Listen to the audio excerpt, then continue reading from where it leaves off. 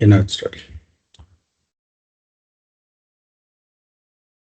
So good morning, good afternoon, and good evening, everyone. So welcome to one more session in DevSecOps internship program. Uh, so before we could move forward, I'd just like to ask, is anyone is having any questions from the previous session, or do have any questions related to the program that we are running, DevSecOps, complete paid process out there, right? So let me know if you have any questions. We'll discuss it and then move on to the current today's topic out there.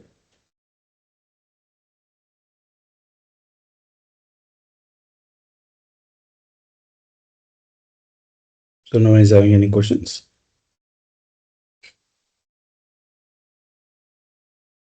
So we'll do one thing. We'll continue. Start with the today's topic. Today's topic is we are going to talk about cloud security and probably a little bit of other things as well in the cloud security component out there. Right. We have seen the journey how we have gone into this internship program. We have started the internship program in predominantly with the security awareness. Hello. We have four major. Yes. Sorry, I think I was Yeah. supposed to.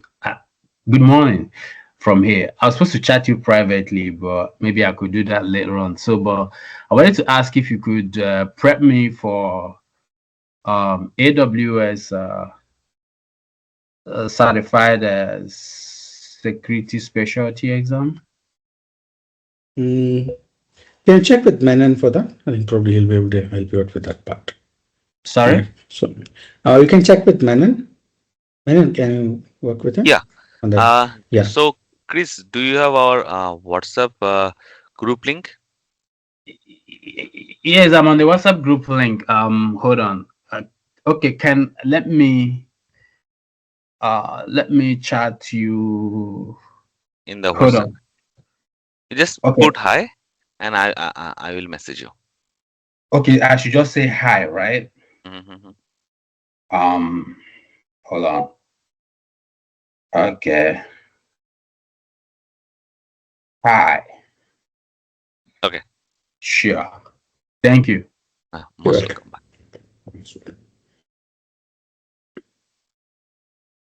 then please just check it out. Why is that you want to go with AWS? There's also Azure security specialist also, a role is also available. Do that and look from your profile perspective and which certification makes more relevance for you, right? So you may be thinking that in the industry, a lot of people are asking security, AWS security, but you may get up in higher package looking at a different security, which is more relevant in cybersecurity, I mean to say. Right? So that would be a better goal, looking at your career trajectory before deciding your certification. And maybe we can discuss last 5-10 minutes about the about Chris question regarding the certificates. I know Yes, we have covered these things in our day 2 session, but still correct. we can We can talk still go about. through it. Yeah, definitely. Yes. Yeah. So please remind me, man, just before I, Yes. I Yes. just want Yes. I will discuss about that. Yeah. Sorry about that. So let's start. Today we're going to talk about introduction to cloud computing and more predominantly security in cloud computing. All right. So before, let's look at our journey in this internship program. Right. Predominantly, this internship program or webinars has been divided into 4 weeks. That is the main core content available out there. Along with that, every alternative weeks, we do have a practical session out there where we talk about what is happening, what are the real-time practices and things like that, right? For instance, in the week one, we spoke about security awareness, where we introduce, because a lot of candidates or people who are coming to the seminar out here will not be aware about security. So making them dip their toes in the security, understanding what is a vulnerability, what is a threat, and how do we focus on all those things were discussed during this process out there, during the first week. In the subsequent weeks, we've spoken about what is cybersecurity certifications, what is a firewall, and what do network scanning, and a lot of other things, right? Second main week, we focused on penetration testing and infrastructure security. And you could see the second, third, and fourth weeks are more predominantly based on job profiles, right? In the second piece, we spoke about what are the job roles of a penetration tester, how do they do the infrastructure scanning, what are different types of scanners, how to scan, all those things we saw. And we went in a practical and deeper approach when we spoke about Nmap, right? We saw how Nmap actually breaks down, identify ports, and how we are finding getting information, which is a vulnerability scenario out there that we saw. And in the next, we talk about DevSecOps, right? Where we thought we look at that why DevOps was not sufficient, how security makes the process, better, and rather than how what do you mean by shift left approach, right? Why do we? It is a waste of time. It is making the system more vulnerable when we are delaying the security, integrating security into the application, right? Predominantly, we saw in an older process, the security or the penetration testing was done after the application was developed. And we saw what are the advantages of having security like threat modeling, code review, and DAS and SCA scans and everything out there at an earlier stages. So we looked into that. We saw how could be done out there. And today we're going to talk about cloud security, right? So cloud security plays a major role. Yeah. So one of the main things is that it is most of the organization are running their underlying infrastructure in cloud itself, right? So, but what do you mean by cloud? What do you mean by cloud? So they're telling AWS cloud, Azure cloud, and we talk about that. What do you mean by this process? So the simplest term we can tell in simple term is someone else's computer, right? It is someone else's computer out there. There's nothing much, right? In a simplest way we can tell, let's say I'm having a powerful server at my home and one of my friends tells me that he wants to run some program. His laptop is not able to handle that process. He'll tell, can I use your server for a couple of hours and you can run the program in there. And after he runs the program, he gets the output for that. He stops using it. But for a couple of hours, let's say 3 to 4 hours, I'm going to charge him $50 per hour out there, right? Based because mine is a very powerful computer out there that I'm going to use.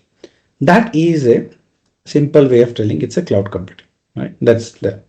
But when we're talking about an enterprise level, when we're talking about AWS, when we're talking about GCP, and we're talking about Azure, there a lot more technology is needed out there. It is much more complicated, right? Because we're not just giving the computing to one single entity, right? That's how cloud computing started. NASA wanted to run some kind of an analytics and AWS was there because they wanted to run Amazon analytics and things for that. And they use most of the computing only during the peak, that is only in the Christmas time, and other times, non-festival time, people are not buying a lot of stuff. So it was lying around, so they gave it to NASA for doing analytics out there because it saved NASA a lot of money because if they had to do it it is a huge computation, right? So they had to do it. They had to set up their own server farm and things, and it would delay the analytics also because they have to wait for the server to do that. And they reached out, and they was able to done it, right? I think same thing also happened with some other company. They paid in the credit card to get a huge amount of work to be done, and a lot of things were there, right? In one scenario, it would have costed a company do analytics 40 days. They were able to push it in the cloud and they got it the analytics done in 40 minutes out there. So that is the advantage of it, right? No upfront cost and things and all that is there. But it is a lot of security attack vector is going to increase, right? If I'm having a single server, the attack vector is going to be only from a web application perspective. If I'm allowing my mobile app to communicate with that server, now attack vector has increased because now apart from the browser, someone can use the mobile also to attack that particular application. Similarly, when you take the traditional on-prem servers and put it to a cloud environment, the attack vector is also going to go out there, right? As you could see, the definition of cloud computing from NIST. Cloud computing is a model of enabling ubiquitous, convenient, on-demand network access to shared pool of configurable computing resources. This is important. Shared pool meaning there's a large pool of computing resource. They can take that resource and use it. And this resource is configurable computer resources, right? They can change it according to their requirement. So this could be network, server, storage, applications, and services that can be rapidly provisioned and released with a minimal management effort or service provider interaction. So for instance, to tell a simple example, how much time will it take for you to create an EC2 instance? Probably 5 minutes, right? And it will be available, right? It is with minimum effort. I can have a public access, application server running in some cases, matter of seconds. If you don't know what you're doing, it can be up in matter of seconds, and anyone in the world will be able to access it out. But if you're doing it on the same on-prem, meaning you're bringing a physical server into your computer office network, what are the things have to be there, right? You have to do a lot of things. You have to, first of all, your company needs to have a dedicated, internet connection, meaning a public IP has to be assigned to your office. That IP address assigned has to be connected to a server. For that server, I need to get provision. I need to buy that server out there, either in a different parts or completely assembled, and that has to become inside. Then I have to install the operating system in that. Then all the supporting software, set up the firewall rules, and all those things is going to take a lot of time, right? And the cost is also going to be very high for you. Getting your own public IP address, getting your own direct link to the internet, all those things are very expensive and it takes a lot of time as well, right? So that is the main advantage of that's the minimal effort. I can rapidly provision it, right? So that is the main thing. It is open out there with very little interaction, right? Service provider, even the Amazon does not have to help you unless until you're getting stuck somewhere. You don't need a AWS support as well for running it. If you know what are the buttons to click, you should have the instances running out there. But here, my question is going to be there, right? So for instance, let's assume I'm having a physical server in my office. This is a physical server out there. So now for security, for this, right? For security, I'm going to place a guard for physically securing it. Then I'm going to do disk encryption, right? I'm going to install a firewall. I'm going to do all access management for that, right? All these things is going to be done by me, and completely 100% who is responsible? I am responsible. But when it is on-prem meaning on the premises of the office, there's a physical server. I'm responsible for it, even from the networking perspective, right? Getting IP address and checking out all those things is my responsibility out there. But if you take the same server, you go to AWS cloud, right? You go to AWS cloud and you're running the exact same server instance, meaning the OS is exactly the same. I'm running Ubuntu out here. I'm running all the application. Let's say I'm running Apache. I'm putting the code from here also. I'm putting in GitHub, and the same code is going to be put here as well. Now, who is responsible for the security? Because I'm not having in my premises, I'm putting it in the cloud. Is AWS responsible for the security, or is I am responsible for that? Because I still am configuring this. So who is responsible for what security out there? Right? What do you think? Right? It's a big question we have to ask out there, because when you're going to go into an organization, you're going to go in as a DevSecOps engineer or cloud security engineer. You are supposed to provide security for things you are responsible for, and you are supposed to ask security for things AWS or any cloud provider is responsible for that. But how are we going to go about deciding who is responsible for what? For this to understand, we need to understand what are the different types of cloud provisioning out there. One is called as IaaS, infrastructure as service, platform as a service, and software as a service. SaaS is there, right? This is going to be there. So what is the difference between the three? I might ask you one more thing, let's say, when you have EC2 instance. So here infrastructure is given to the client, here platform is given to the client, here the software is given to the client. So for instance, you may be an organization, they are completely depend on Gmail or G Suite, right? G Suite of the meaning you're using Google Drive, Google Docs, then Google Worksheets for doing your all, storing your Word documents, Excel sheet and everything using Google out there. So here this is going to be taken as a software because I don't know what is the underlying operating system. I don't know underlying software, that is everything is going to be there. Only thing I know is the product. That is my Google Suite out there. That's there. And I can only configure products on this, meaning I don't have any control over anything. Only the application which I'm using, that is the one I'm going to be focused on that part. Right? So my question is, when you create an EC2 instance, here you're deciding what operating system you're going to use. You're telling what CPU you're supposed to use. What is the RAM size you're supposed to use? Will this come under infrastructure as a service or will it come under platform as a service? Infrastructure. Infrastructure. So how many of you think this is going to be an infrastructure as a service?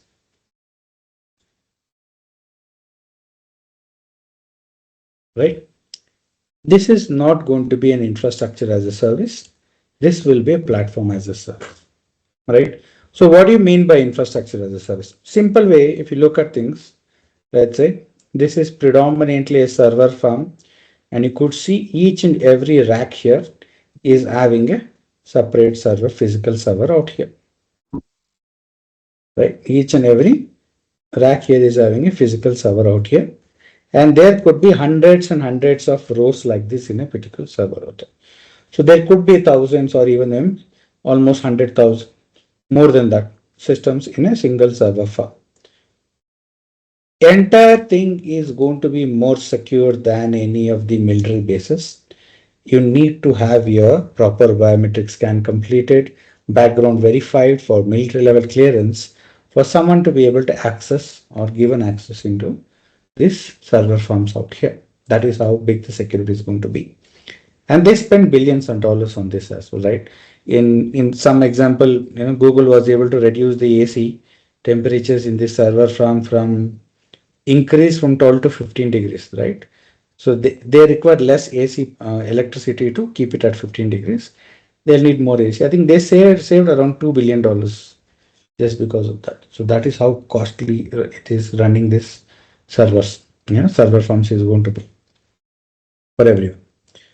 Right. So now you could see those rack servers, right?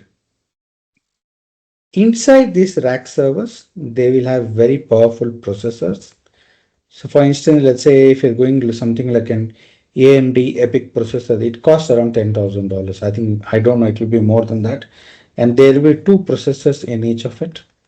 And certain times the RAM can go up to 1 terabyte of RAM in some cases. I have seen 512 GB RAM in single systems out there. And again, hard drive can be, if you see in the front of it, there will be swappable hard drives as well, which I can run up. It can go up to very lot.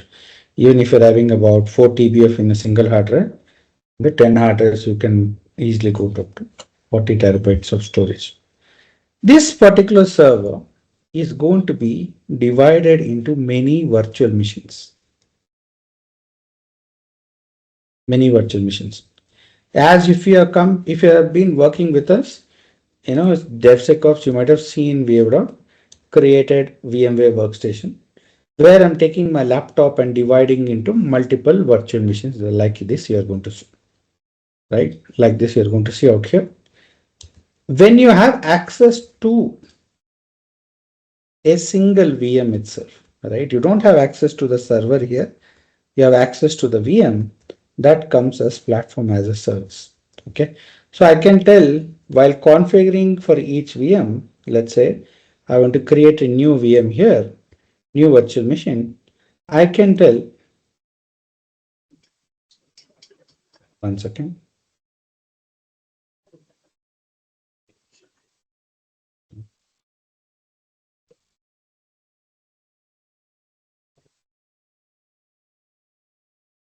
I can customize the hardware that is going to be out here. I can tell I can give 4 GB of RAM. I have a 32 GB laptop, so I can give 4 GB of RAM dedicated to this virtual machine, 2 cores of processors, right? There's a hard drive, there's a network adapter, there's a display, and everything can be given up, right? This information can be given to that. I'm not going to create one, but this is how what we are going to talk about that, right? So this particular resource, whatever we're talking about here, can be divided into many VMs, and when we give it to a single VM, that is where the platform as a service is going to be. When you create your EC2 instance, this is what you are supposed to fire. It's a very rare case that you are going to use infrastructure as a service. You have to be, and very a very large enterprise who go focus on infrastructure as a service, right? I do have seen it in real time. So in one of the cases, I was, I had been to a data center, very high profile. There is always someone, along with to check whether what you're doing is right or wrong and things. So there we saw one of my clients who I was doing the security testing.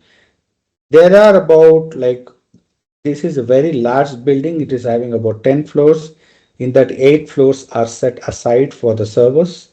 And you have been around that building for 10 years. I never knew that was in, data center out there. But finally, when I saw that, the client that I was working on, out of this so many 100,000, thousands and thousands of servers, they had been assigned a complete rack row out there, right?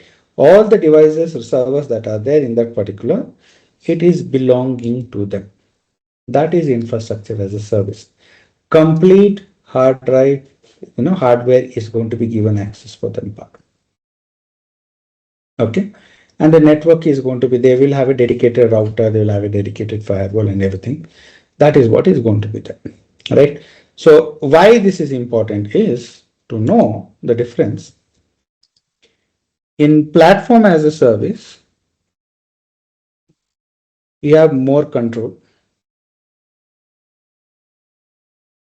and there's a 50-50, right? Cloud provider is also having control. There is the infrastructure as a service.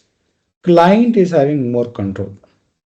Cloud client is having more control because here they're just giving the physical, land perspective. You can tell office space or the servers are going to be managed by the client itself.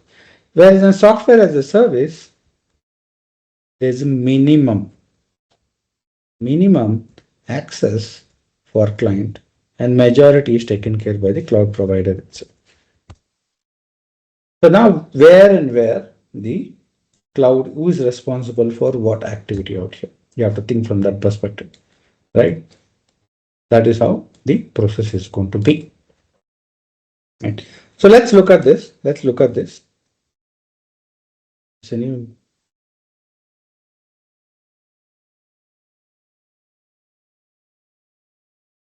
think someone's video is there. Can you please switch off your video?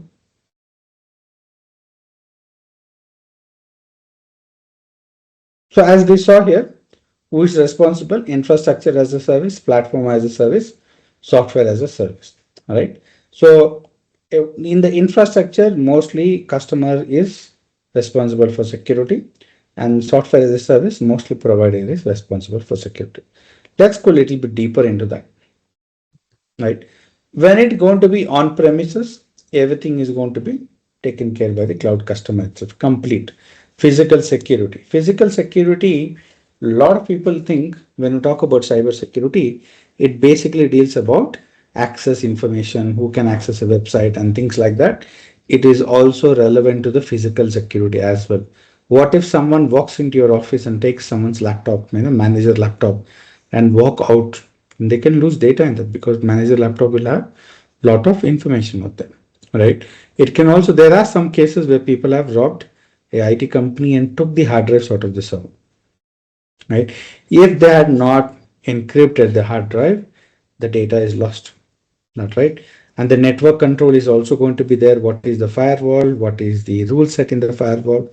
All those things is going to be processed of them, right? And application level control, identity and access management, right? Both of them, basically what kind of an application configurations we can do, who can access that application, identity and access management, who is an admin user, who is a non-admin user, what are the things that is going to be provided, all those things is going to be taken into that consideration of that, right? Client and endpoint protection. This is basically from a desktop perspective. Here, who is responsible for what, right? So you may be accessing Citrix and things like that. So who is supposed to give the protection at that level, right? So you're having a VPN. So there is some kind of an provider is also provide some information out there. If you're connecting to your cloud via your desktop or your laptop, some kind of a security mechanism at the client end, at the endpoint is also supposed to be there. That has to be given out there as well, right?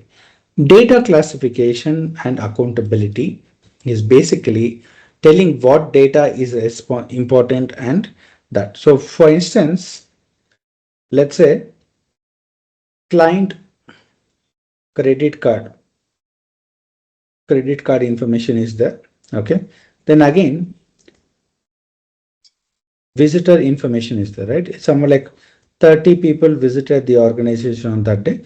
We got some basic information about their name, address, and phone number, all those things, and credit card information. So which is an important data, which is a non-important data, less important data. Credit card information is a critical data, whereas the visitor info is less critical data, right? So this is classification is important because we have to tell where I have to give more security and where I have to give less security for storing of that, right? In a simple way, if you can think, let's say you're having gold, you're going to keep it in an iron safe. And let's say if you're having chocolate, you're going to keep it in your refrigerator, right? In your refrigerator, you're going to keep it out there. Why?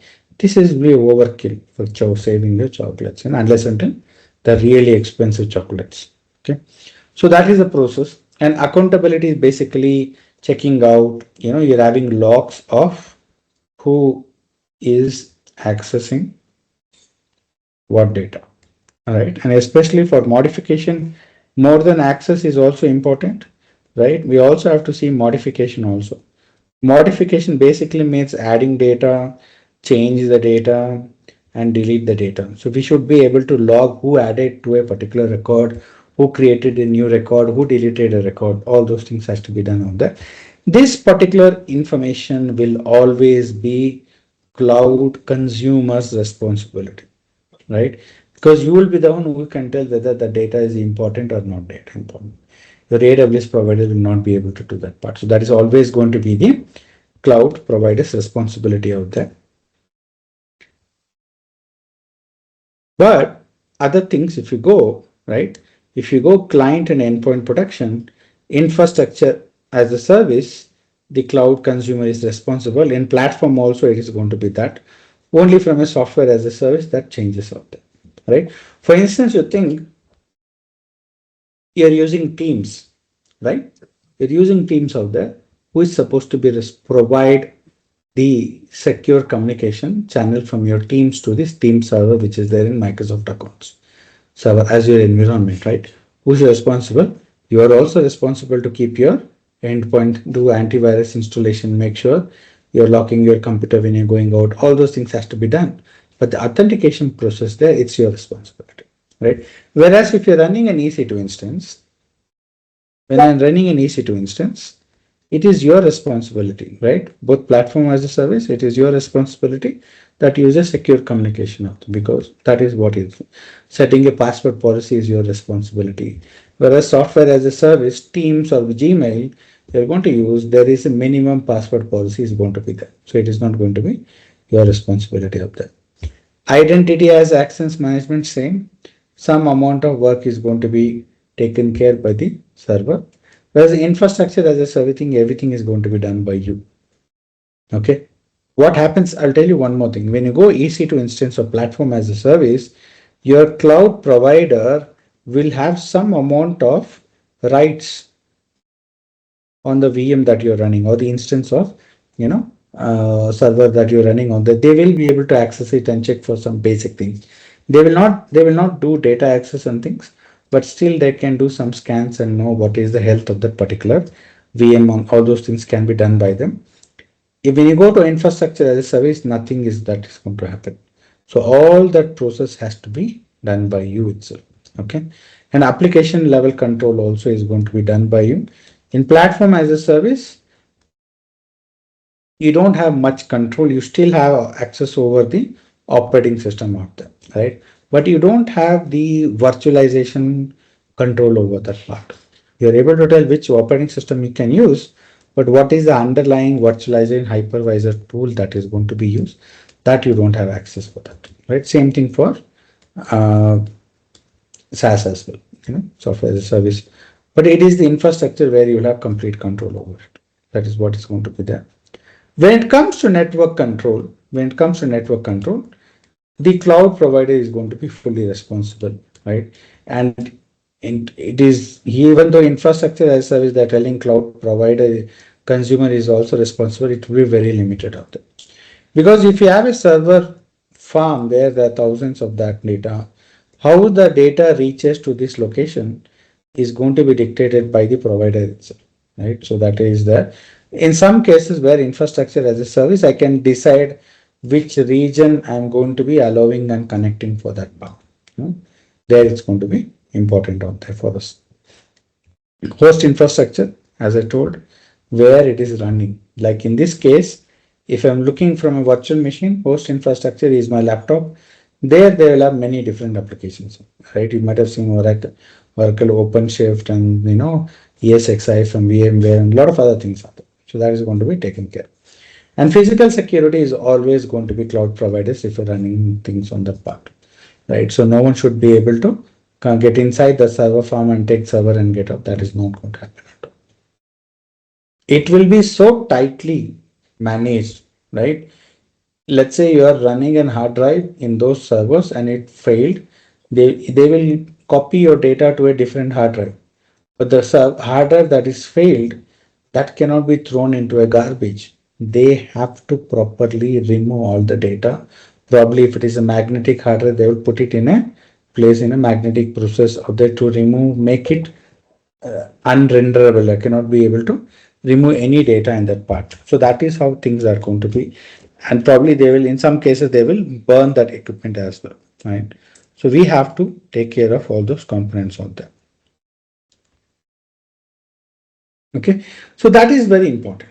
So this is once we understand, because we always, whenever we're providing security, we should be able to segregate as many minute component as possible. So at that time, when we were able to see, let's say I'm having an organization where I'm running a development team. There are 3 servers out there. 2 servers is left for testing and 1 is for production. Right? What is my priority out there? Right? My main priority example, because I know there are 3 devices and 2 is for testing and 1 is for production, I'll put my first priority for securing is the production environment. Why? All my important data is going to be there. Right? Second priority is going to be giving it to the client side testing server, and finally it's going to be the development side testing server. There are a lot of things that is going to be there. There has to be criteria what has to be taken first in for that part, right? Always think from an organization perspective, think from a design perspective, what are the different components. Don't look from a tool perspective. Tools will change depending on the organization. The process is not going to change, right? For instance, if you know how to ride a bike, right? If you know how to ride a motorcycle, going from a 100cc motorcycle to going to a 1000cc motorcycle, the basics of it is not going to change, right? And the way you're managing, where you're handling is going to remain the same. Only thing that is going to change is how and what speed you're doing, what is the level of expertise required out there. Right? In a similar way, here also, when we are looking from an operations perspective, security or DevOps, always look from a process perspective, what has to be done, how to do certain activities, right? What is the security classification we have to do, which is more important data, all those things has to be done. You will always have tools to help you out, and the tools keep on changing. So don't depend on a tool for doing an activity. Understand from a architectural perspective. I think someone's microphone is on.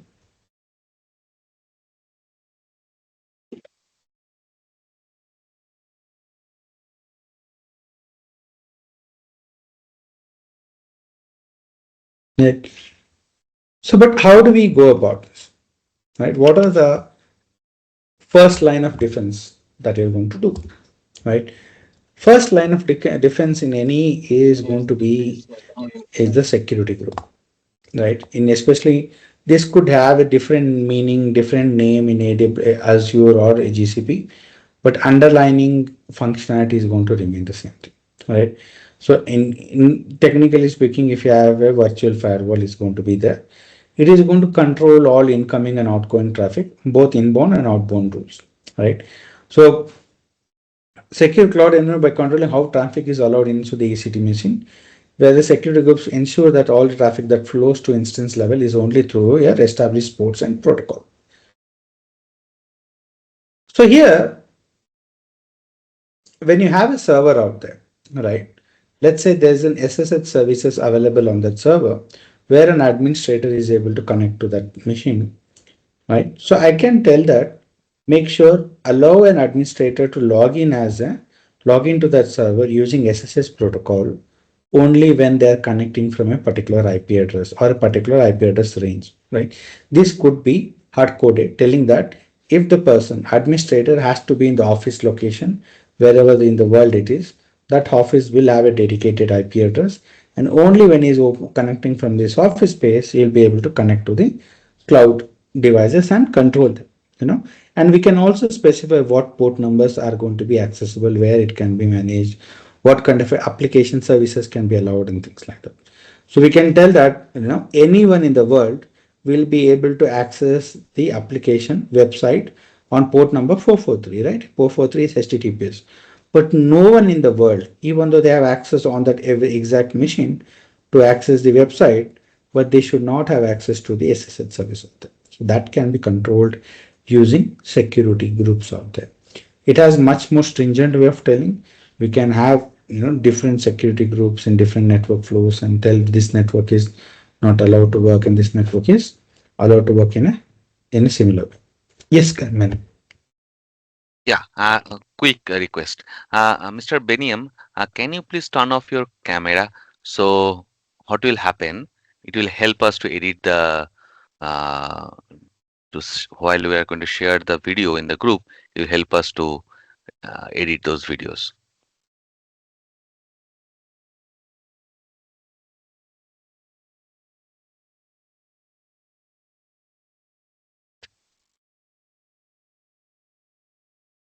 Thank. Uh, no, your camera is still on.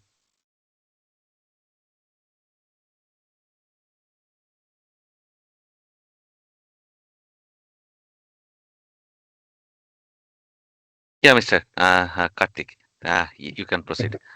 Yes. He will figure it out and he will stop. Yes, Thank you. sir. No problem. So you might be seeing here, right? If you're someone who is working on a cloud level security, you need to have some amount of networking understanding, right? Understand one key features. If you see in our main courses, we we do give a lot of emphasis on the Linux part, especially when we're coming from DevOps. The basics are worked on DevOps and the classes out there. And when we come to cybersecurity, we work on some advanced topics in Linux as well, right? What are the services? How do you manage? And all those activities are going to be done out there as well, because it is going to help you out with that, because you will be interacting with that part. We'll also talk about access management from a Linux perspective. So it will help you better manage your instances out there, right? So that is going to be there. So that is also very important. And one more thing, next component here is management plane, right?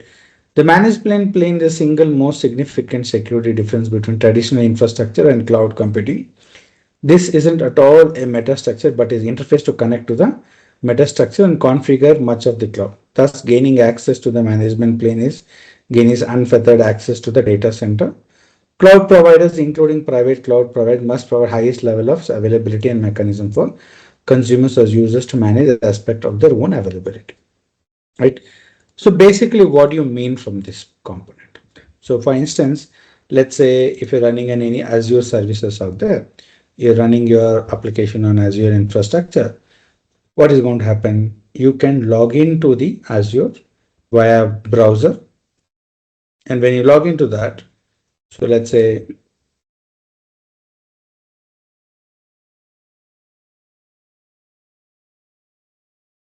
you will have some kind of a process out there where you will be able to manage the what is the services that you can have access to, right?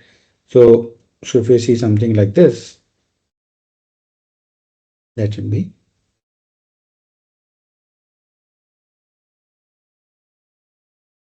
just give me a minute, let it load.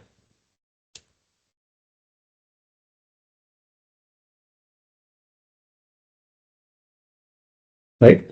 So you could see here, I will have access to all the different services out there. I can create, work on my, subscription. I can create my own DevOps pipeline out there. I can create my own instance and I can do a lot of the actions out there. So this is what predominantly a management plane is going to be there. Let's say if someone can gain access into this management plane, they can do a significant damage. They can change configurations of all my instances that are there. They can disable firewall. They can copy data. They will have a complete access to the network, right? So that is why when providing access to this, it is very much important. Not everyone should have access to this management plane, and the control who is having access to this should be strictly maintained, right?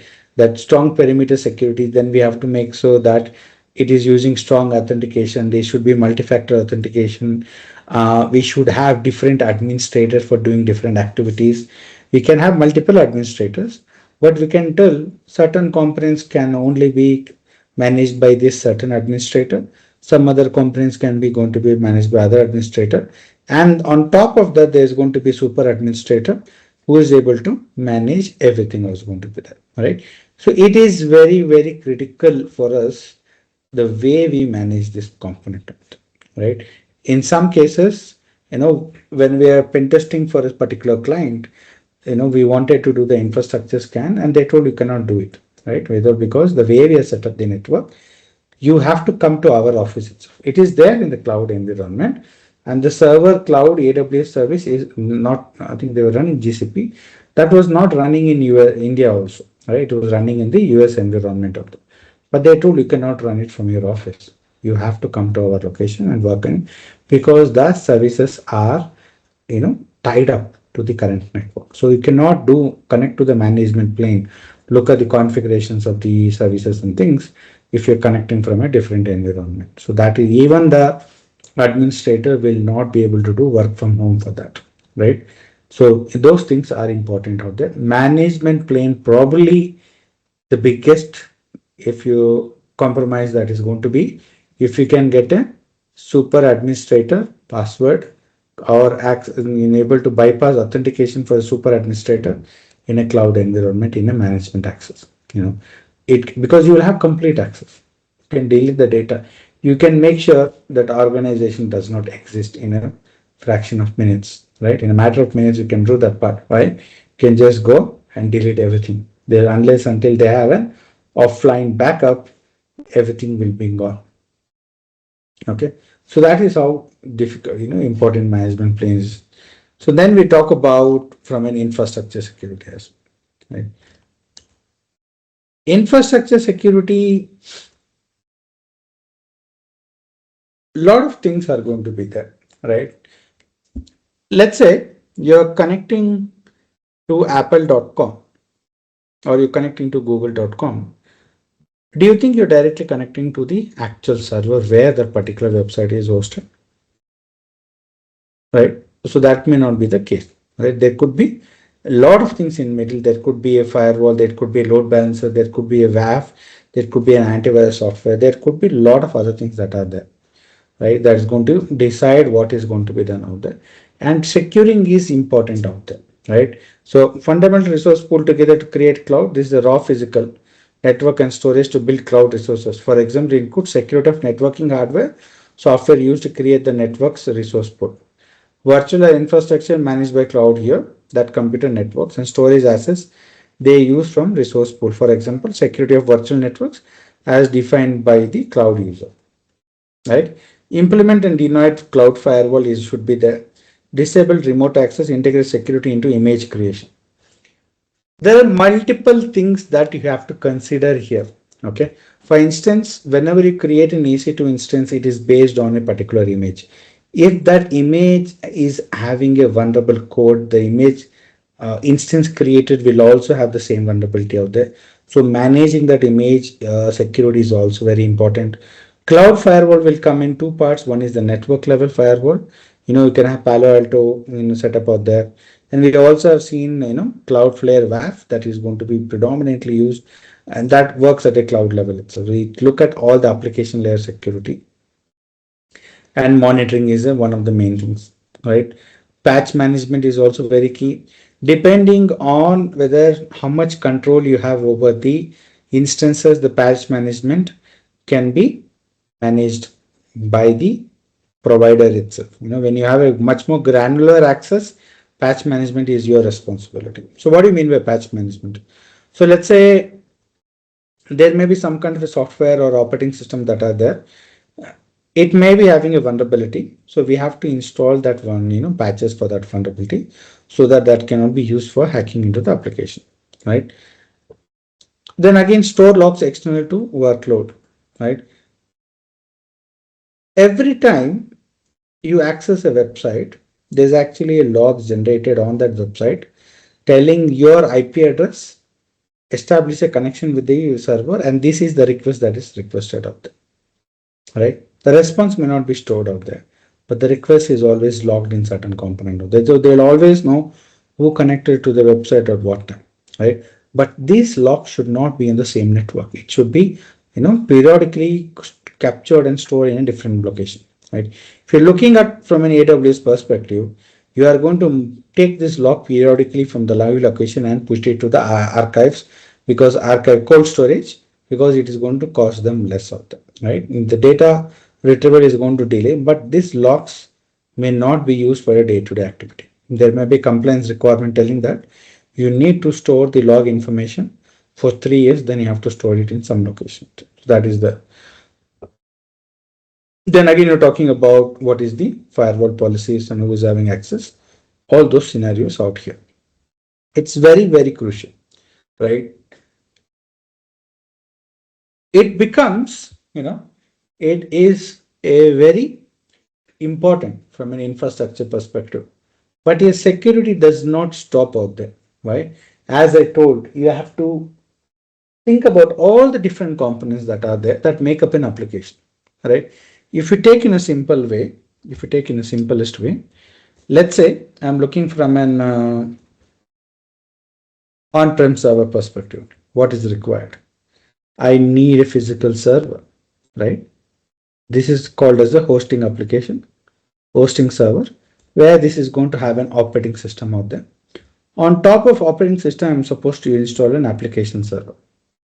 This is basically your Tomcat. If you're having a Java application, PHP, it is going to be Apache, you'll have Nginx and something like that, right? Along with that, you will need other softwares that are required out there, and you're going to require the code as well out there, and the access control for the application, right? Who is having access to what information? Everything is going to be given out there, and each level I'm supposed to provide security out here, correct? That is going to be there. When you talk about infrastructure, we are usually talking about server and the app level, that is the port number and network level of the TCP and IP we're talking about it. So that's going to be, but at the application things will change, because here is where your web application WAF comes into play.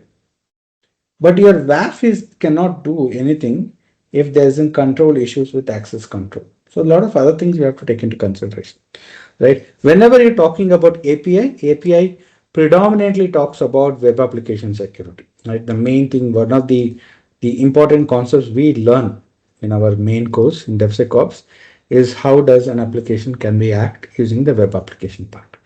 The API is going to be the backbone of it, right? Every request sent from the browser is actually getting serviced by the server, and either that may be a normal web application request or API request, right? That has to be taken into consideration of that. So what do you mean by an API? Technically speaking, what do you mean by an API? A lot of people will tell application programming first is absolutely right. To be specific, when your application, this is called as a web API. Okay, APIs are basically two programs are communicating with each other. And when two servers are communicating, HTML is not required. Why? HTML is basically used for make the application look better for us. But application server to server communication, that is not going to happen. In real time, if you can see, you see the timeline in my laptop, it is showing 8:04 p.m. where it is getting this. The time API here is interacting with my motherboard time API, and it's getting the what is the exact time out there. Or the OS will have a separate program for that. That is going to be there. Here, the process is between two different servers. But what are the things that we need to take care, right? So first and foremost, we have to see is that as we saw, Akamai is telling that 29% of web attacks are targeting API last 12 months in 2024, and it is going to go up only. Why? More and more people are worried about APIs nowadays. They're trying to because the more you are moving towards DevOps, the more APIs are going to be used, right? Still, even though DevOps is widely used, even though DevSecOps is widely used, still lot of organizations, at some point of time, still they're still looking at a traditional approach where they are not using Dockers or containers to run their services out there, right? And that is why we see when we are talking with our students who have completed the course or who completing when they go for an interview, a lot of time our students are asked to come to the organization when if they are hired in the organization, they want us to get in and help them build that security team out there, right? So that is one of the things that we look at because both DevOps and both DevSecOps courses are focused from an architectural approach, from a design approach. We do help out with the tools, what can be done, but we also help talk about why that particular tool is used and how it should be used.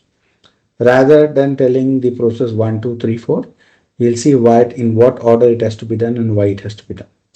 Right. So in the API, so when you're talking about security, right? So let's say from a simple application point of view, right? When you're talking about inadequate authentication mechanism, meaning I'm using a weak password, right?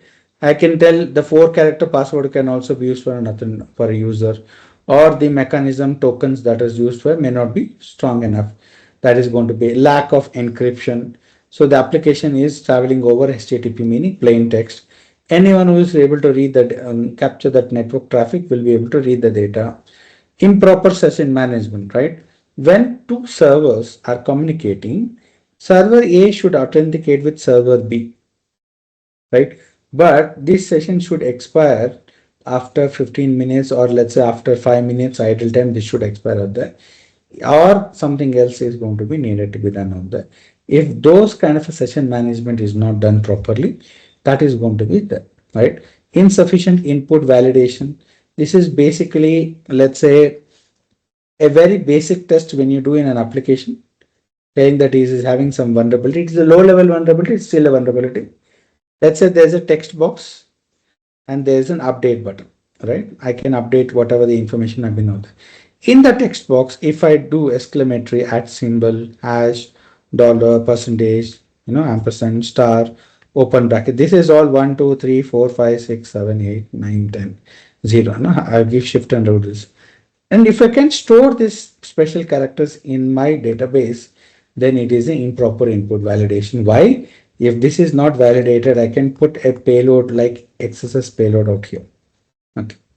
So that is going to be there. So XSS payload will come in the web application security when we do the main course, right? So poor logging and monitoring, because whenever there is a service running out there, we have to see what is happening out there. The logs are going to be generated. We need some form of understanding who is making those requests out there. For instance, let me check one thing. Okay. What do you mean by a log? You mean to say, right?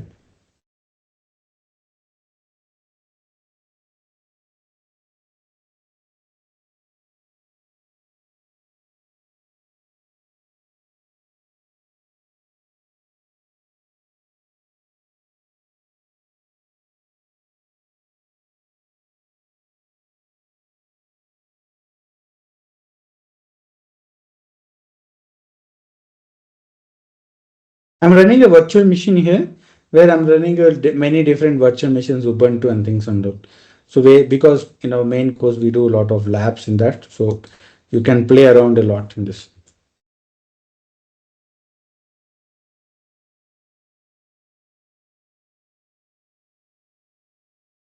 Okay, so let me install Apache server. I'm going to do a simple install, nothing much here.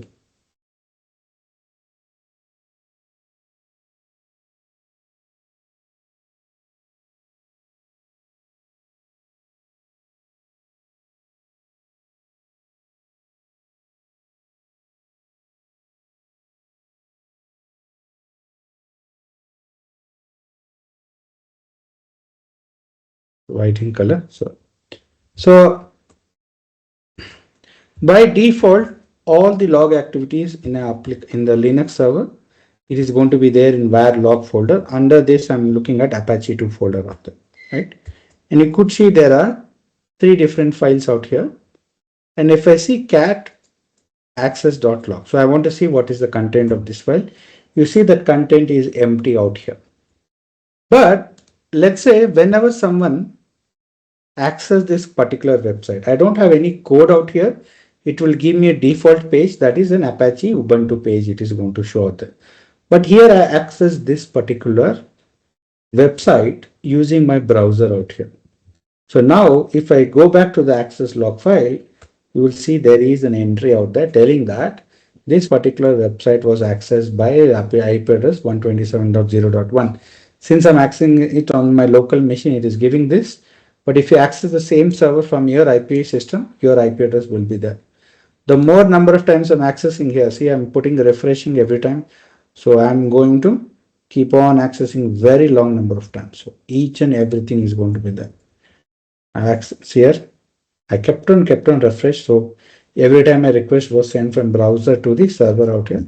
And this is there, right?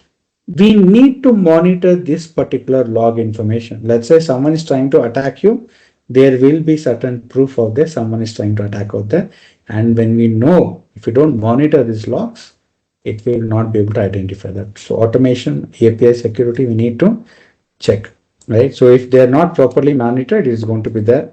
Outdated and unwanted software, right? Whenever you saw, I just installed Apache, it is always going to install the latest version on that. Okay, you can see Apache, right? So it is having some syntax error. Okay, right, this is the version out here. I could see Apache 2.5 4.58 and bracket it is having an Ubuntu. This is because original version of Apache 2.4.58 is having a vulnerability and Ubuntu have patched it, right? I don't have to worry about that. So it is secure, but Ubuntu has done that. So we should also aware of that, what is happening. Are the software that we use in an API is secure or not? It is important for us to look into that. Assume protection parity during cloud conversions. Then we have to see when there is a cloud conversion, something is happening, we have to make that. Overly permissive access control, right? Who is having access for that? We need to check into that component as well, right? Who can access that? What actions can be performed by that? For instance, in some cases, there will be a database, okay, and there will be an API for connecting. One is going to be API for read, second API is going to be for write, and third API is going to be for delete out there. So now access control has to be done for each API. If this request is coming from there, it's only allowed to read. It cannot do modification out there, whereas the modification can be done by this itself. Whereas a write can have new added data out there and it can update the data, but it cannot delete the data. So we have to make sure these API have exactly that access, and if they try to do something else, they should not be able to do that action. Okay, it's very important from our perspective. This understanding of this will make it much more easier when you understand simple dynamics of a web application, right? Whenever you open a website, if you understand what's happening, what request is going from this location, to the server and what communication is happening between one server to another server. If you're able to look at that data, that makes more sense. Okay. So lack of rate limiting. So meaning, let's say there's a API server and there's one client. Okay. If this server is sending normal requests like 4 to 5 requests, per minute, this is totally fine. But what if there are 1,000 requests coming in? The rate of messages is very high. So at that time, I should have some limiting mechanism. Let's say I'll tell if I get more than 10 requests per client in less than a minute, I will block this client out. Block the client. This has to be done out there, right? Or I will not process, I will not run on them, run the process. So understand we have to look at that CPU perspective as well. CPU is that whenever some information is going to be, it is going to calculate something. This CPU is going to be there, even though it may be 0.1 or 0.01 or 0.2%. This is going to be calculation of that, and especially when you're having a very large amount of people are connecting, like an Apple.com, Google.com, Spotify, Netflix. The CPU utilization is very important, right? If I can drop all unwanted packages out there, it still will take certain amount of CPU, but the calculation is not going to happen. So I will still be able to do this activity because the server will have a certain capacity. When it reaches beyond that capacity, what is going to happen? It is going to crash. So it is not always mandatory. The hacker has to steal your data. He can make sure your data is not accessible to the right people, and he can do the impact of that for you, right? So for instance, you WannaCry is nothing but a denial of service attack. Someone crashes my server on a very important day, right? Where a lot of people are connecting to my website to buy products. If my server goes down, they will not continue with my website. They will probably go to a different website and purchase the product out there. And I will have a huge financial loss. So rate limiting plays a very important role out here for us. So that is why API security, a lot of people will think API and web security are different. They are both same. The underlying principles are going to remain the same thing out there. Same attacks is possible on APIs as well. A little bit of implementation changes is going to happen. But without knowing web application security, going at web API is going to be a little bit different. Okay. But there are certain things like access control and things that is going to be very, very important out there. So again, the next component here is third-party resources, right? Cloud computing adopting is increasingly rapid, and third-party could mean different things from externally written code through open source libraries to SaaS product. Because a product or service is sum of all the other products service users, exploit can start become because of any component that is a single line of code integrated within the application. From malicious hacker, this means that can achieve their goal, they only need to look at the weakest link in the entry point. This weakest link can be small supplier to large businesses. For this, for us to understand, we need to know what is a third-party resource, right? We need to know a third-party resource out here. For us, third-party is a lot of things. It varies. Your underlying operating system is a third party.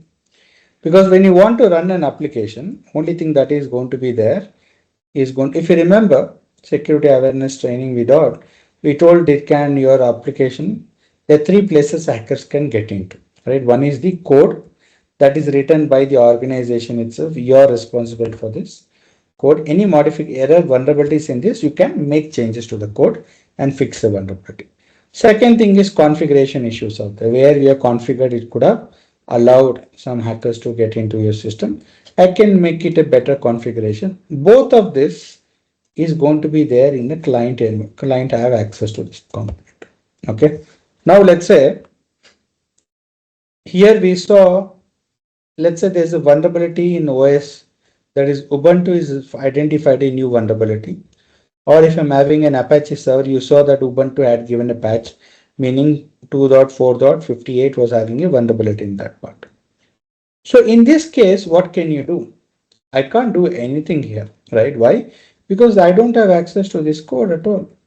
I don't know how the vulnerability, I know there's a vulnerability. I'll have a CVE number for that, but I don't know anything beyond that point, right? Only option for me here is to update or remove that particular package of them, right? Some cases it will not be because you cannot remove Ubuntu or Apache because your application will fail for that. So, but understanding, I'm giving an example as Ubuntu and Apache. That's a very bare, basic minimum. It will always be patched. Don't have to worry. Before that vulnerability is disclosed, there will be a patch available for that. Now, that is how good things are. But there will be lot of small components that are there that may not have the same kind of a support out there for you, right? You may be using an editor, text editor in your server for configuring certain things, small component that could be used for a lot of activities, right? If that vulnerability is there, that can give an hacker an access to that part. Now it's very dangerous out there, right? If I know what's happening, it becomes much more easier for me to look into that part. So always make sure you are using the relevant software. Always check for patches and those things you have to manage. Insecure software development. In a cloud environment, insecure software development completely comes from the client itself, right? They are supposed to, the majority of the time, right? Where is this vulnerabilities? When I am pen testing, I find vulnerabilities in the application. Who is responsible for this pen test vulnerabilities? Because we were able to compromise the data, we are able to capture human information, we can able to identify users and things and all. We are able to compromise user information, authentication, authorization is compromised. Why is all this thing happening out? Even though third-party tools are there, amount of vulnerabilities they cause is very limited. Very rarely they will have any huge impact, right? So shell shock is one of them that has a huge impact. That vulnerability was there in Linux for almost a decade. No one knew about it. But when that kind of vulnerability is very rare from third-party resources. If you know which tools you're using, if you're clever with that, you don't have to worry about that. But majority of vulnerabilities are introduced by the developers itself or the operations team by misconfiguring the applications, servers or services of them. So that is their insecure software development, because they're not looking at any vulnerabilities can be introduced here, right? They're not doing it intentionally, right? They're not doing it intentionally, but they're not aware about the security issues out there. So they focus on how to make the application better, how to make it run faster, use less resources and things like that. And that without their knowledge, they're using components out there. But this can be overcome, right? So one of the ways is that having CI/CD pipeline, using DevSecOps out there, and looking at different training of developers in web application. There was one client we were working on. We are testing them services for once in 3 months, and for a year, 4 testing we did for them, right? PT or the penetration testing. There was a huge vulnerabilities every time, and the management was really not understanding. Karthik, you showed us this vulnerability, we fixed it, but how come there are new vulnerabilities? And we told them the developers are introducing new vulnerability whenever they're writing a new code out there. So even though the older one got fixed and this is happening, and they got really, and they told what is that we can do. We told let's train the developers for a week. We'll tell them what are the vulnerabilities are there and how to fix those things, right? And once they did that part, they went back and improved the software development cycle out there. They started looking at vulnerabilities at the design phase itself, and they were able to fix it, right? And next time when they came in, we could not find any vulnerabilities. And when pen testers can't find vulnerabilities, if we found very few, very low level, it is nothing critical from previous one, we have to give them more justification why there was no vulnerability out there, because it means that we have not done proper testing. We have to give justification. We had to give them all the logs, what are the attacks we tried and why this attack failed. And then the most difficult part for a pen tester, to give an appreciation for the development team for doing a very good work. It does not occur often, but it does occur, right? So because it's not uh, for us it is a bit difficult. Our job is to find vulnerabilities. If we don't find, it is really difficult for us. Insecure software, development is same thing what we spoke about here. Sorry, there's a slight repetition. Encrypt data in both motion and in rest, right? This is crucial, right? This is crucial out here. Main reason is, right? Think about, I'll give a simple example. Not from a cloud perspective, we'll come back to the cloud, right? Let's say the manager is moving around, so he has a lot of data in his laptop and he's gone out. Okay. If someone steals his laptop, maybe he's sitting in the Starbucks cafe taking coffee break and things, and he's working, someone steals his laptop, his entire data is going to be lost. Okay. The data on that laptop is more important than the laptop itself. Now, there is a specific reason why organizations, especially for managers or people who are in a higher profile, they give only two types of laptops. Either it's a ThinkPad, yes, X1 Carbon series usually, or there is a MacBook out there. Right? These two laptops will have built-in encryptions by default. There will be a separate encryption chips available in them, where it will make the process much faster. Right? And we can have encryption in a normal laptops also. For instance, I am having encryption, right? You can see the padlock. If you see in your Windows machine, you will not see this padlock because it is not encrypted by default, right? But if you are encrypted it, someone steals your laptop, the laptop is gone for sure, but the data is not lost. Okay. Similarly, your server's data should be encrypted, both at rest and both in motion. When you talk about the motion part, we're talking about when the data is moving from one system to another system, maybe from a browser to the server, or server to the browser, or from server to other server. That is important out there, right? And being rest is that when the data is in the hard drive.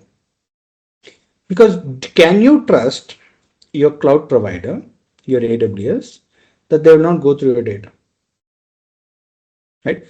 Have you seen your Gmail? The ads in your Gmail will change based on your, what is the data that is there in your Gmail, right? So I remember when I was there in university, at that time I had a lot of, financial, because I'm not earning. I have to depend on my parents for money and everything. I'm putting a mail out there, reaching out to people out there. I'm seeing a lot of ads related to the lending money process out there. Why? Because they are going through your data. They may not sit down and see what Karthik has done, but still analysis is happening out there. So if the same process gets encrypted, they will not be able to look at your data and still get information, not to that part, right? It is important. Even if your server gets hacked, right, you will not be losing the data. Even if your communication gets intercepted, the data is not disclosed because the communication is encrypted completely. Right? That is why we tell whenever you're accessing, make sure any website you're accessing, the padlock symbol is out there. That is very much important for us. Okay, so make sure that is there. Right. So before we go a little bit further, there are a few more topics we can talk. Any questions till now, guys?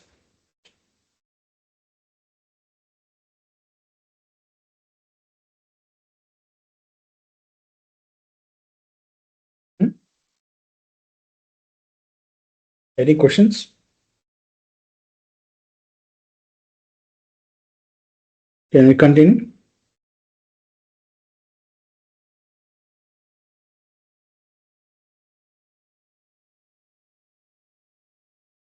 Okay, let's continue.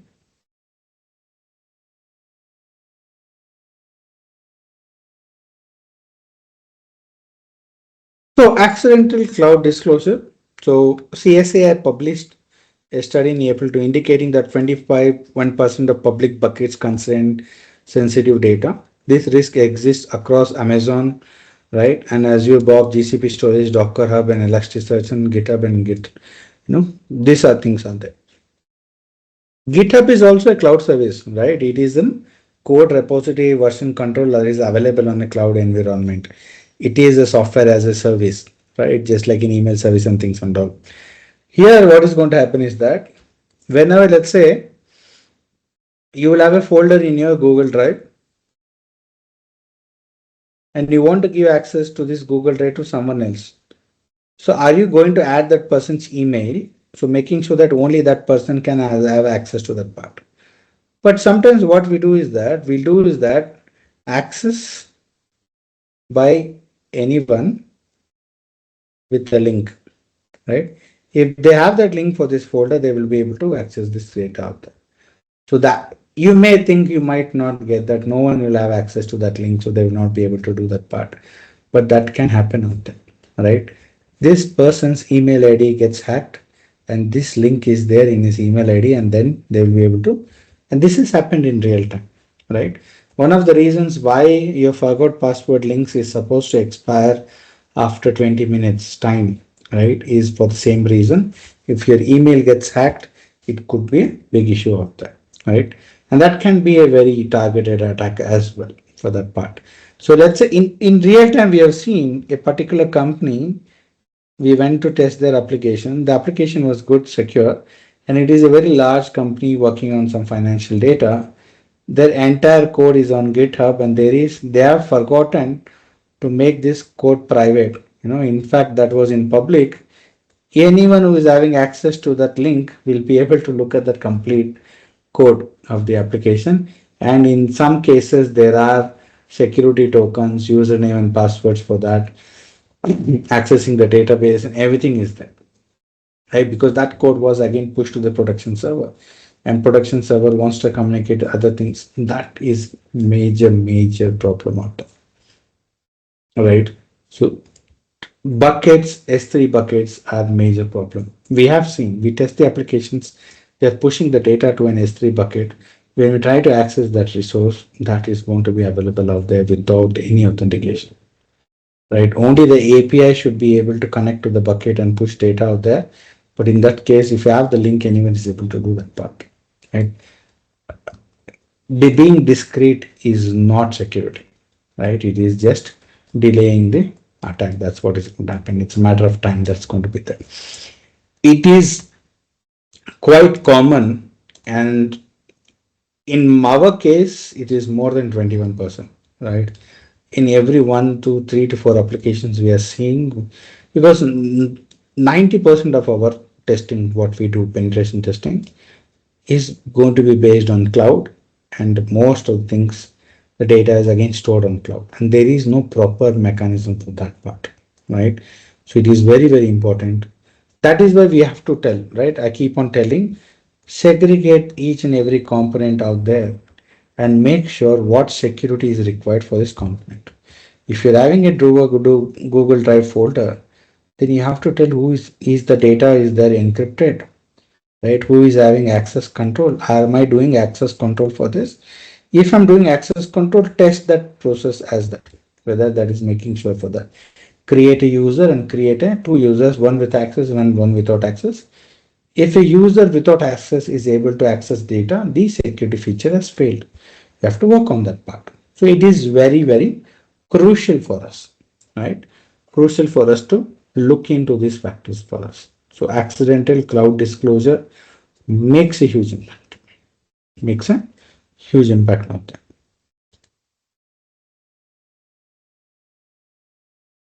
And unauthenticated resource sharing, same thing. It's very much similar.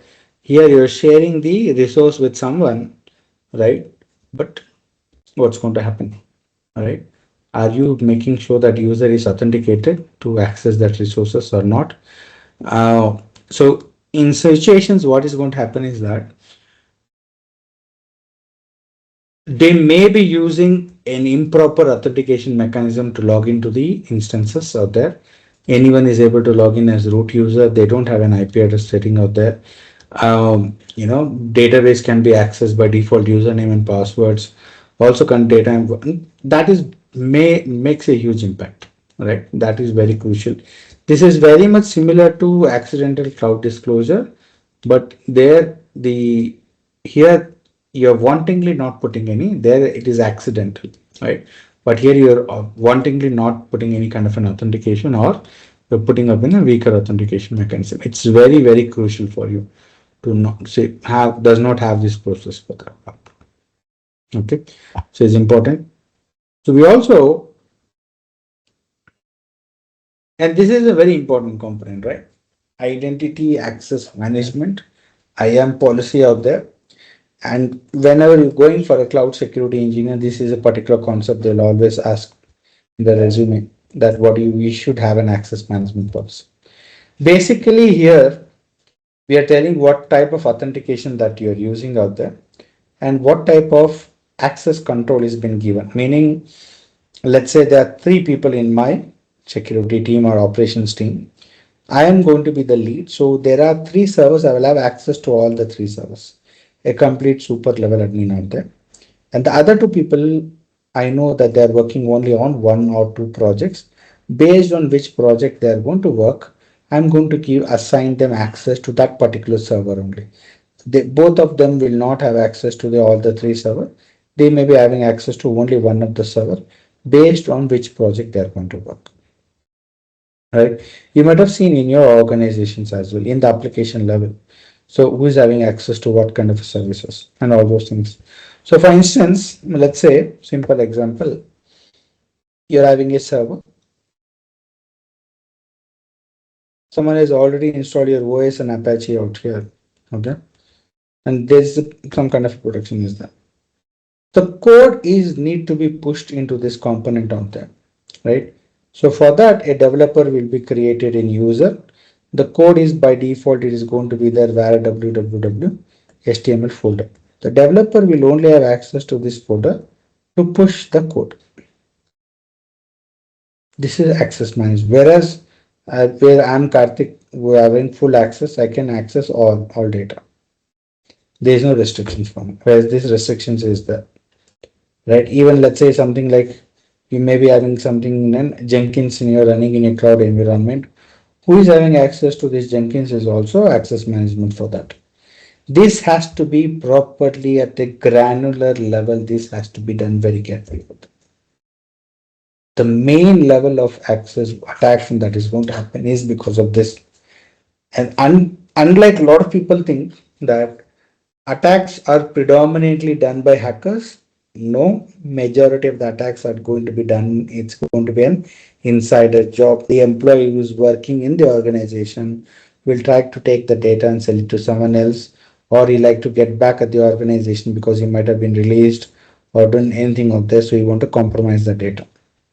Right? So that plays a very important component of that, right? Access, identity access management, who is having access to what, that has to be there. In certain organization, there should be a proper champion in there, in the security champion who is going to properly do that process. In my organization, every month we have a IAM process that is going to run, where we see what are the different resources that are there. We look at who is having access to that, what type of access they are having out there. Are we giving them any unwanted access out there, right? Is there a developer who is running at an admin level? If he is running, why that is being assigned to them? Probably for a single activity we might have done. So let's say for one day they can have an admin access, but was the access not removed? Is it continuing to have access for that? In that case, make sure remove them, create new users, manage the users, remove the users who have left the organization. All those things comes into play, right? So looking from a user management perspective in a Linux Ubuntu services will make this bit more easier to understand, right? So that is that. Secure your endpoints, right? Use of cloud service increases to the required, right? Endpoint security, as endpoints often connect directly to the cloud. New cloud projects provide enhanced re-examine security technique and respond to new threats. So basically it's talking about, let's say we spoke about the Azure DevOps connecting from here, right? So the management portal, management portal can be accessed from your browser. What if your browser is compromised? What if your desktop or laptop is compromised? right? So let's someone has installed a malware which is collecting all information from your server. When you log into the AWS, control, it will capture your username and password, right? And then it is going to give it to the hacker, and now hacker has the password for that, right? So in that, we how do you protect that endpoint from not getting compromised, right? And which has happened in real time is what happened was in one of our pen testing activities, we were doing an scan for all the employees. It is a small organization, and all the laptops in the network were scanned, and we found that all of them are using an outdated Windows version, and we were able to get inside those systems. And one of the systems we got in was the system administrator. She was managing the entire infrastructure out there. When we got into the system, she had not logged into any of the services, right, from our system. But when we saw that, we accessed our desktop, and the desktop there's an Excel file, right? When you click on, when you download that Excel file and open that Excel file, there's a complete list of username and passwords for each and every resources out there, right? And that file Excel sheet is not even password protected. That is how difficult it's going to be, right? So that is why it's important to provide the laptops or the things, that has to be there. Then again, we have to use anti-malware for anti-malware, meaning antivirus softwares. We need to have intrusion detection and access control, what can be accessed from where, right?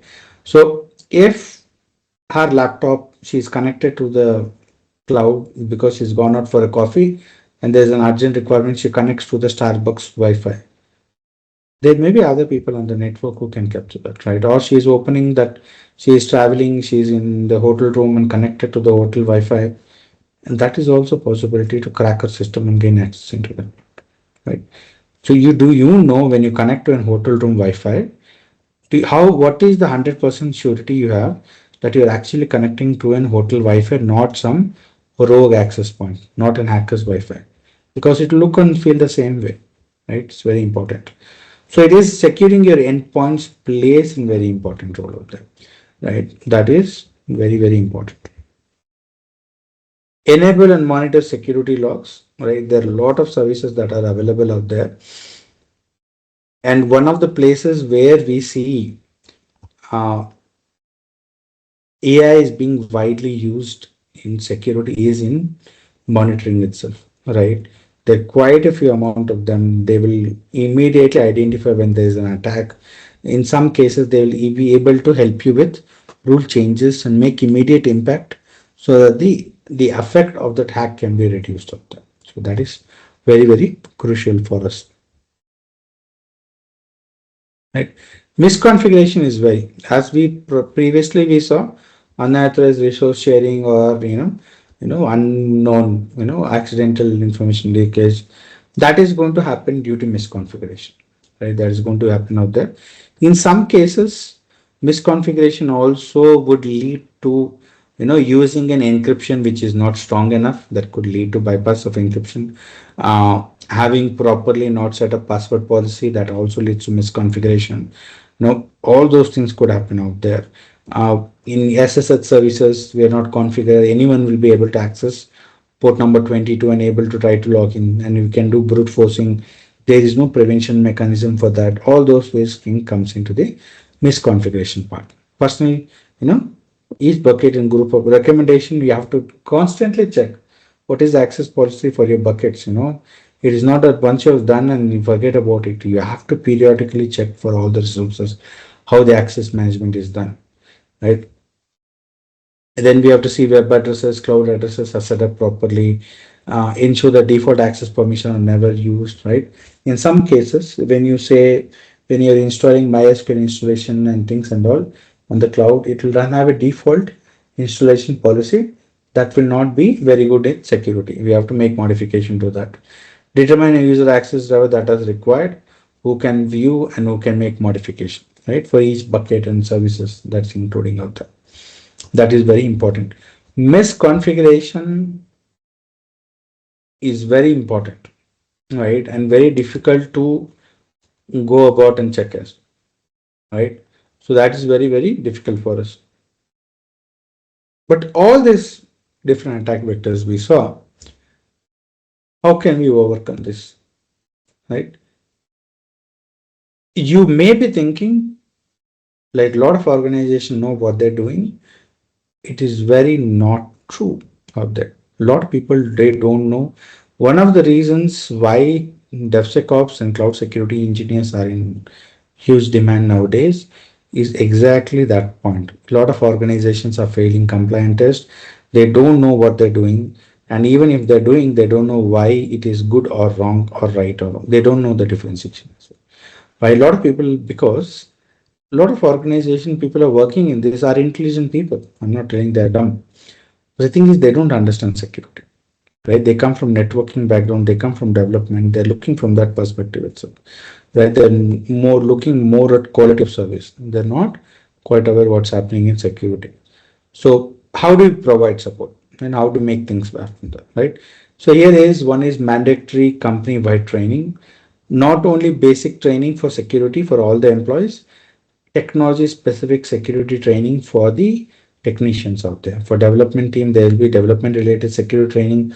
Operations team will have an operations related security training. Deploy web application firewalls. Previously, it was where they were focused more on network firewalls. It is nowadays it is. WAF is very important. Then again, monitor them for logs, right? Implement a zero trust policy model out there. Because in zero trust, we have to assume that we are already compromised, right? I don't trust anyone. I don't trust any request. Every request has to be challenged, and the challenge has to be accepted, and the challenge has to be replied with before giving an access for that. Okay. And regularly patch management, meaning a lot of organization, they will have a list of softwares that are there in their application, and every month they're on clock, they're going to check is there any new vulnerabilities in those softwares. And if that vulnerability is there, they're going to fix it, update it immediately. Right? That is going to be there. Having a multi-factor authentication, if any request access to important or critical information, always make sure that you have multi-factor, meaning we could be getting OTP or Google Authenticator or Microsoft Authenticator for accessing that part is very important. And managing user access rights is very important. Right? Looking at that is why security teams are a bit unique, right? When you go to development team or DevOps team, they're more into technical stuff, right? They focus more on things technical, and you have to be much more of that.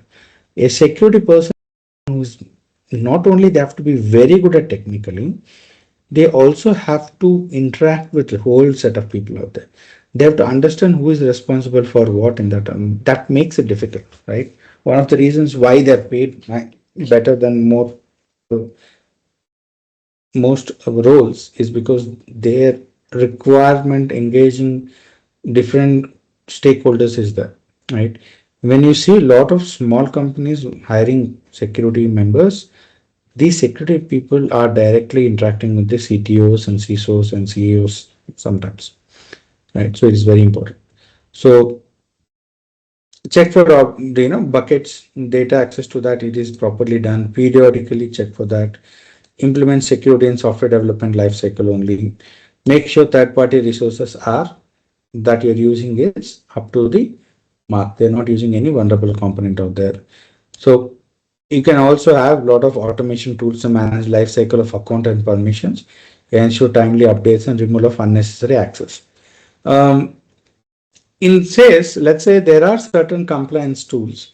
For instance, when a company, an employee leaves the organization or has been released from the organization, when you update in one location, the company has been, the employee has been demoted, automatically it will reach out to all the controls and remove access to all the resources for that user. For instance, in our organization, when a employee gets deboarded, he will lose complete access to the Gmail G Suite. So meaning he cannot access his email, he cannot access the Google Drive, he cannot access the Google documents. Nothing is going to be done, right? Everything is going to be removed from that. So we need to have that automation process because security doing independently manually is very, very difficult. You have to be in a great state of mind for doing that. Right? And finally, make sure conduct audit, pen testing and vulnerability, VAPT testing in a regular way. Usually on a bare minimum time, a lot of organizations do it once in a year, and certain organization does any every quarter. Depending on the information you collect, this is going to change, right? If you're collecting critical data in your application, then you have to do it once in 3 months. So compliance will take care of that. So you can talk to them about that. But here is where the cloud providers are getting interesting out there, right? They're getting intelligent. They're providing security as a service, right? So because now, I think recently you might have seen Wix.io is one of the cloud compliance security testing tools out there that was recently taken over by Google. So they want to do that, provide security as a service, database security, all those components can be, how do you automate the process, right? Access to security experts, you don't have to always depend on your own team. You can check out with the cloud providers. They will also give the tools, security tools that are relevant for your applications, updates them. You can easily implement them, right? Same like cloud, the cloud-based security tools can be implemented faster, and it is better than, you know, getting an internal team working on a new tools and things. It will make managing your cloud environment much more easier for you, right? This is a bit more at the infant stage. uh, we are seeing a lot of tools coming up in this space out there, but there is not very specific ones. There's a lot of things that are happening out there. The main reason is, even the cloud has been for there for some time, cloud security is still at the earlier stages, right? So it's important. The bigger organizations have figured it out to a large extent, is the smaller organization which are struggling. Yeah. So that's it for in cloud security. Any questions, do let me know, right? From a job perspective or from course perspective, right? Please let us know what you got. Any questions? Yeah. Sorry, I've been in and out, and I just got back because I was driving. So I wanted to ask you, can you talk more on security as a service? Because it's a kind of new concept, right? Hmm. And as you would see, platform as a service, software as a service, and all that. So can you talk more and tailor it down to a typical example of where, um, let's say, MSPs are developing their system to be as security as a service? Yeah. So what So are they? one of the What places are where we they? see, yeah, please continue. Sorry, continue. Yeah, what are they going to be leveraging on cloud service providers, and how you just give a holistic framework of how that functions? Yeah. So let's look at from an attack perspective. We spoke about what are the different, one of the attack vectors we saw which is important was from an misconfiguration perspective, right? There is your cloud may be not properly configured, which could lead to attacker gaining access to a cloud environment out there. So now how do you know whether you have done configuration thing is done properly or not, right? For instance, let me just give me a second.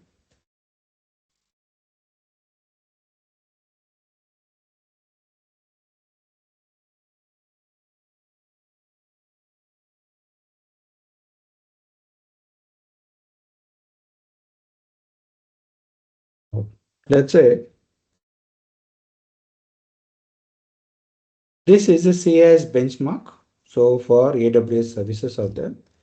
So on each and every topic here is going to be some kind of a security metric that I need to check whether that is being done or not, right? So for instance, it is telling that, so avoid the use of root accounts. So the root accounts as unrestricted access to all the AWS accounts, strictly recommended that use this account is avoided out there. So, and it is telling some way, how do I check for this process out there, right?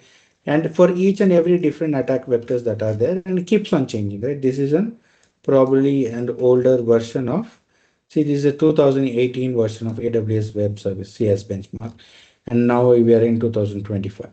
So number of controls here is going to be quite few out there. How are you going to check this manually? Right? It's going to be quite complicated out there. So AWS or cloud providers will have some kind of a tool where it will connect to your cloud dashboard and check for this configuration. So if there are instances out there, it will check what is the configuration you have done on the instance. Is there any misconfiguration or a vulnerable configuration? It will highlight it out, and then probably you can fix it based on the report generated by that. That is one place. There's a DDoS protection mechanism as well. There are better firewall and WAF protection now by the services out there. Previously, it was not that, right? So they used to guide the application via locally available WAF and then to the process out there. So now that is all those components are getting better, if you see. So based on the attack vector, there are different tools available out there. For an APIs, there are Dash tools out there. From a code perspective, there are SaaS tools out there. So different scenario, there are different tools. But as I told, there are still in the early stages out there. We need to focus on it. For log monitoring and all, they do have, they're coming up much more. Like you do have Cloud Trail Lake, AWS Cloud Trail Lake out there for monitoring logs and things. And Splunk is also having cloud-based approach for scanning your logs and identifying vulnerabilities and things like that, right? So those things are there. So I think if you see AWS security certification, it is predominantly talking more about the tools that are there for providing security in the cloud environment, right? But the difference between AWS certification on security compared to an Azure security is Azure security is hands-on, what I've seen, and right, Azure security is hands-on, whereas AWS is more theoretical. They're talking more about tools. So that is the difference between the both. Yeah. Hope it answered your question first. Yeah. So, but I will have one more. Like, how can you, looking at the processes through which security as a service is being implemented or carried out, right? So, when you now try to compare it with penetration testing, right, like pen tests, where you're identifying vulnerabilities and trying to mitigate those vulnerabilities to ensure stronger security posture for any particular for organizational IT environment. So I'm looking at it. Does it not seem to be similar? Let's, for example, I know there are on little Yes. organizations or So companies what you're that telling is absolutely right. What you're telling is absolutely right. The problem with pen testing is it is much more manually intensive, and you have to be really good at your pen testing activity. That. So there are absolute freshers in pen testing who are getting $120,000 per annum for because based on the knowledge. Pen testing is one of those roles where your education background plays in very less importance out there, right? So that is what we have seen. Based your knowledge is more important out there. But it is difficult to get people out there to do that. And that is one thing. Second thing is that again, pen testing is not done on a regular basis. It is not something I can do it every week.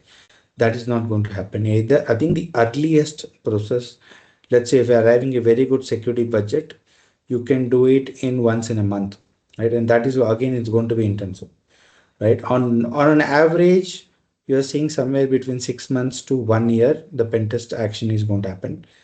If there is a vulnerability introduced into the system, you will not know about it, right? You will not know about that particular component.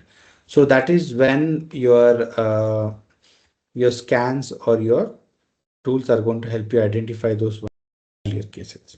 So, and again, see there, these tools are again defined to make the process simpler, and it is more like an automation where non-pen testers will be able to identify vulnerabilities, and these tools will also give recommendation for that as well. What are the identified vulnerabilities? How we can finish it. Okay.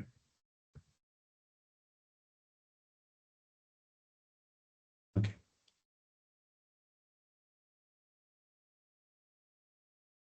So any other question, guys?